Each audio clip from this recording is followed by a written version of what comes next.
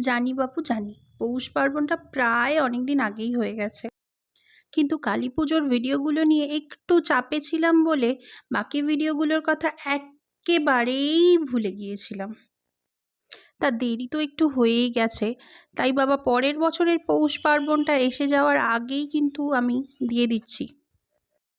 যাই হোক, প্রথম দিন কিন্তু আমাদের বাড়িতে শুধুই এই আজকে পিঠাটা হয়, আর অন্য কোনো পিঠে করতে নেই। আমরা তো এটাকে আজকে পিঠে বলেই জানি, তবে এনার কিন্তু আরও বেশ কয়েকটা নাম আছে।